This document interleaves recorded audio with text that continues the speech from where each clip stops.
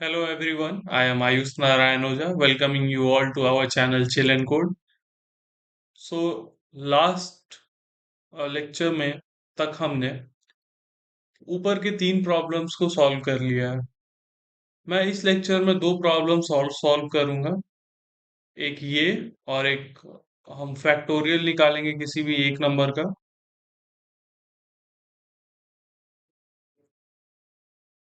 जो कि यूजर से हम इनपुट लेंगे। उसके बाद फिर हम लूप से आगे बढ़ेंगे।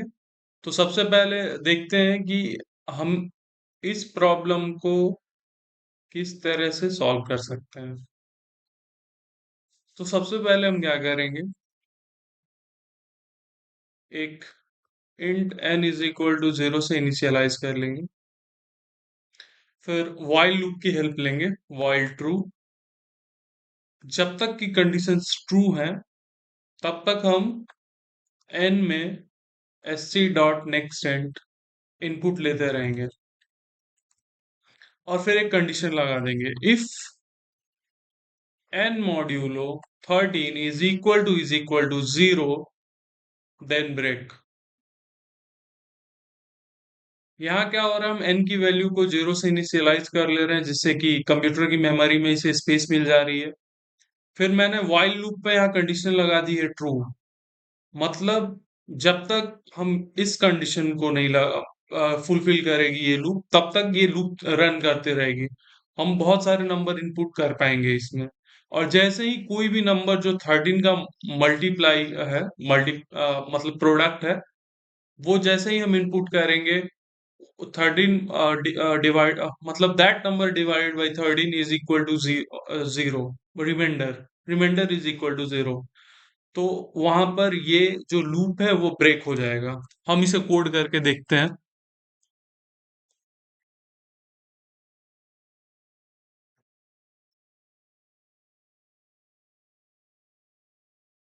Enter your number.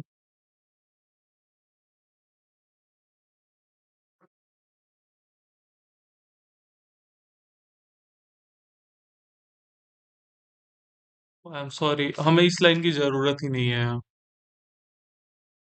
मैं इस सेम लाइन को नीचे यूज करूंगा।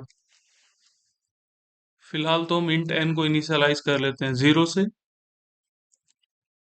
फिर while जब तक कंडीशंस ट्रू है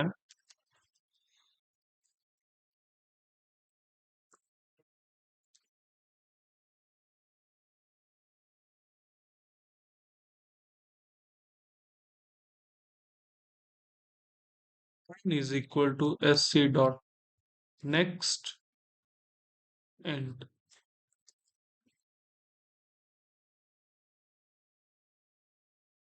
फिर if N modulo 13 is equal to 0 break. इसे करते हैं सेव और करते हैं रन। हम यहाँ 5 एंटर किए हैं, 6 एंटर किए, 9 एंटर किए हैं, 10 एंटर कर दिए। फिर जैसे ही 13 एंटर करेंगे हम लूप से एग्जिट कर देंगे। इस तरह से हम लूप का यूज करके कंटिन्यूअसली नंबर्स को इनपुट करा सकते हैं। और कई सारे एप्लीकेशन होते हैं, एक और मैं एप्लीकेशन का यूज करूंगा लूप का, मैं आपको फैक्टोरियल निकालना बताऊंगा। उसके बाद हम लूप से आगे बढ़ेंगे।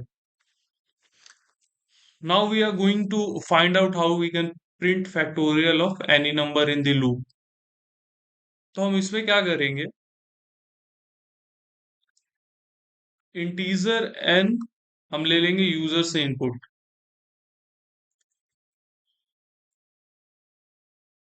फिर हम यहाँ इंट फैक्टोरियल को 1 से इनिशियलाइज कर लेंगे। फिर for integer I is equal to 1 to n, factorial is equal to factorial into I। और फिर हम करा देंगे प्रिंट फैक्टोरियल।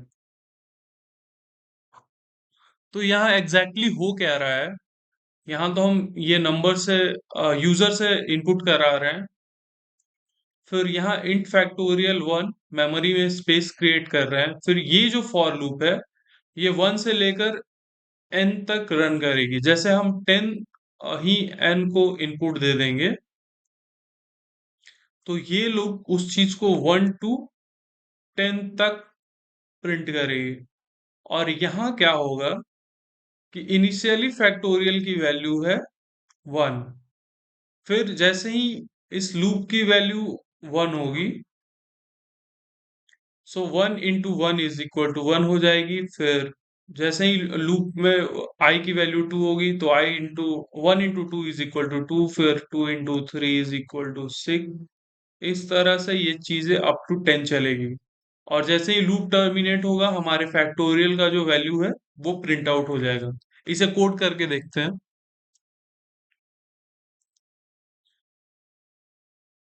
हम इस चीज को करते हैं comment out, sorry for that. Int fact n is equal to, पहले तो यहाँ करा लेते हैं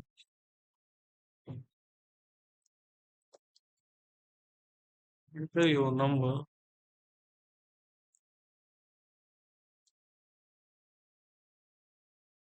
here int n is equal to sc dot next int।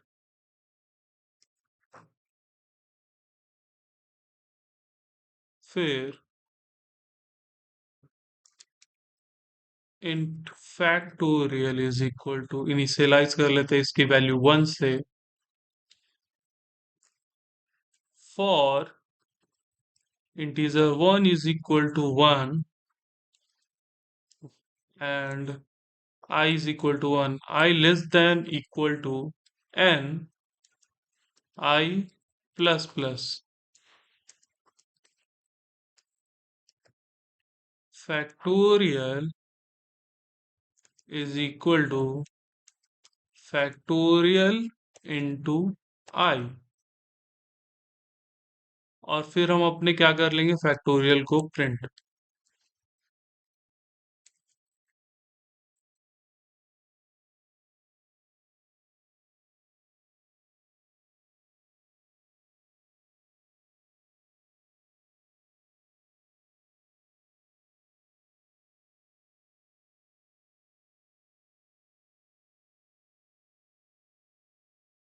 इसे करते हैं सेव और करते हैं रन।